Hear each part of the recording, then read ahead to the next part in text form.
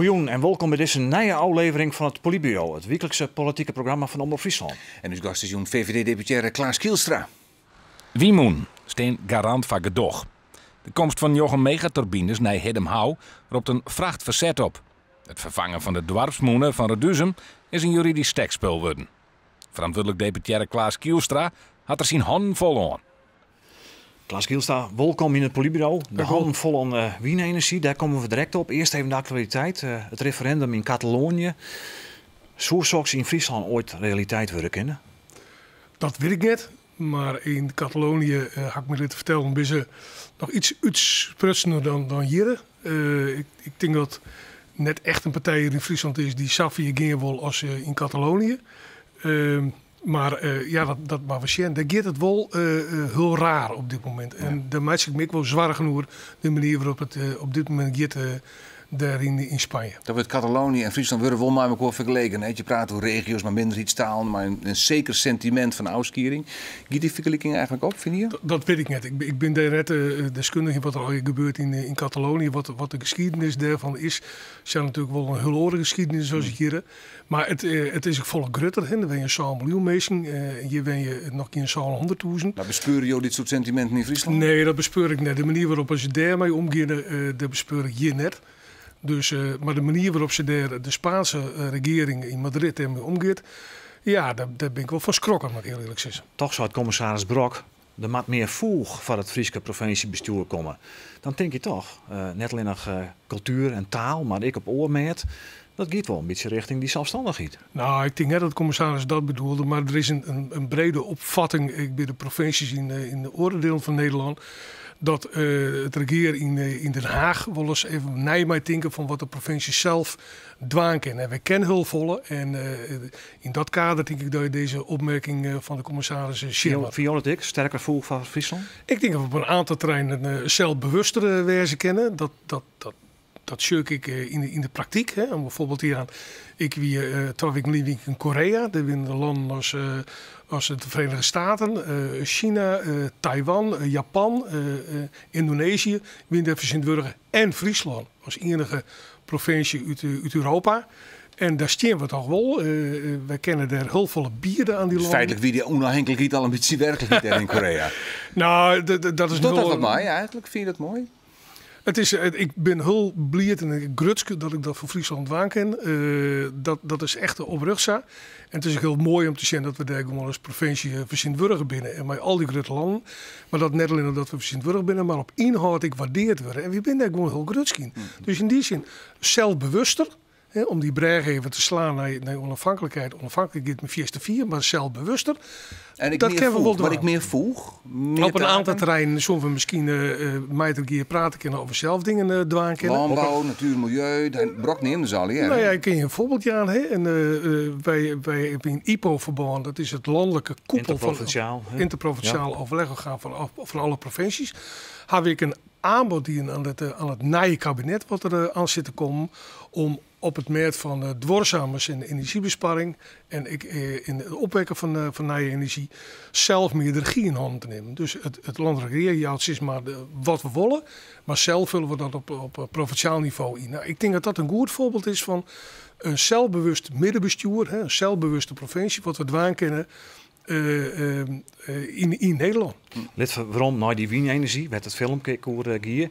Daar is de invloed van het Rijk natuurlijk aanwezig. Steden die mochten eerst zelf bepalen wat de moeder kwam. Die kwamen er eigenlijk net uit.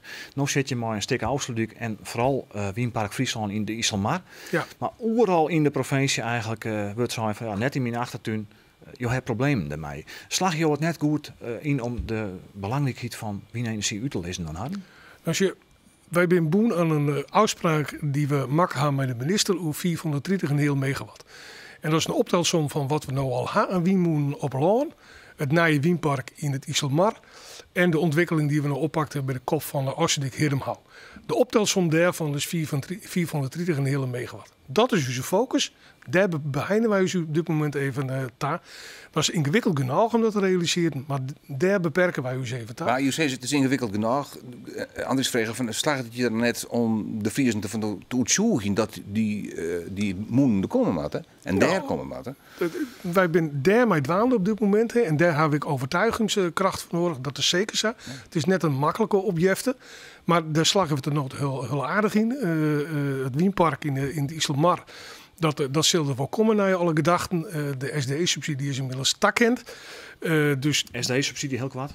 Dat is een subsidie voor het realiseren van een wienmoederpark. Ja. En dat zal er wel komen. En nu ben we bezig met een aantal moenen te realiseren in Hiddemhouw. Ja, dat is heel regen, want er is een soort protest. Dat hier ik wel verwachten. Maar de steerten binnen er heel helder in West. In het besluit van Santje in december 2014. Dat voeren we uit. Dat is nog... Eerst bang wie Massenbollen hebben we in praten. Hè? Safir is het al. Wij hebben de OAR, de Omgevingsadviesraad. Die hebben we ingesteld met instemming van de belanghebbenden in de streek. Daar hebben we nou mee in gesprek. Nou, dat proces rint. Dat is net een makkelijk proces. Dat jou ook onmiddellijk taal. De jekken dus partijen nou, blijkbaar. Ik jette in de media dat er partijen oude jekje. Dat vind ik heel jammer. Maar we blijven gewoon in communicatie. We blijven in gesprek met de omgeving. Om te zien of we dat op een goede manier inpasbaar mee kennen in de omgeving. Maar toch ga ik bijvoorbeeld met het dwarsmoenen van Reduzem het als afvier kregen dat die gemeente Ljouwert al eigenlijk naar de Raad van State wil procederen. Het CIM. Dat is natuurlijk vrij uitzonderlijke positie. Het moet krijgen dat er net een grotere moenen waarom komen maar wilst de heel Reduzem met wol. Ja, nou, de Ljouwert die is nou dwaande om ze taterieren voor een weg naar de Raad van State. Ze wonen eerst een versnelde procedure. Dat had de rechtbank al wezen. Dus zij moeten nou zo verder in dit hele proces. Maar wordt de politiek net belangrijk, Kielstra? Want FNP zit maar in mijn college en die zei eigenlijk we willen geen moenen op land erbij hebben. Is het politiek dan wichtiger voor hem als wat de meesten zelfs graag willen? Nee, wat is er op zin om die moenen in Reduzem te verpletten? We hebben in de coalitie gehoord heel helder afspraken daarom maken. We realiseren het Wienpark in het oplossen dan, maar dit soort loon. Nee, wij die 34 en heel, dat is de afspraak die we maken gaan met de regering in Den Haag. Dat gaan we realiseren. Nogmaals, opgesteld vermogen Hiddemhouw in het Wienpark. Dat is ingewikkeld genoeg en daar behinden wij ons voorlopig even. En die afspraak ga ik maken met de minister en dat gaan we doen. Denk je ook dat er mooi uiteindelijk Friesland achter je te krijgen? Friesland is op dat punt, de omgeving, die vindt het best wel lastig. En daar heb ik alle begrip voor. En daar zetten we ook alles op in om de schade zo vol mogelijk te beheinen van beide ontwikkelingen. Maar ik geloof dat in een goede manier van communiceren, in een eerlijk verhaal vertellen, dat we een hullijn komen. Je denkt dat je de streek wel mooi krijgen? Ja, er zullen altijd mensen zijn die het net willen, die houden. Ik bedoel, het is net iets wat je even onder de kronen voelt stoppen, letterlijk en figuurlijk. Maar in een goede communicatie zorgen dat we compenserende maatregelen nemen kennen. En zo vol mogelijk de opstelling zodanig organiseren dat de mensen zo min mogelijk les van hebben. Komen we een hullijn maar snel. En in november komt het in de Steerten, dat klopt? Op een dit onderwerp komt eerst in het college, de MER en het concept PIP. En dan komt het in... MER, PIP, dat is... Een milieueffectrapportage en het provinciaal inpassingsplan. En dan komt het in maart komt het in de Steerten. Wacht u dat al? Ja. Lid was even zien hoe dus cartoonist Gerkhoff van Beek, naar Klaas Kielstra en dan vooral die Wien Energie shirt.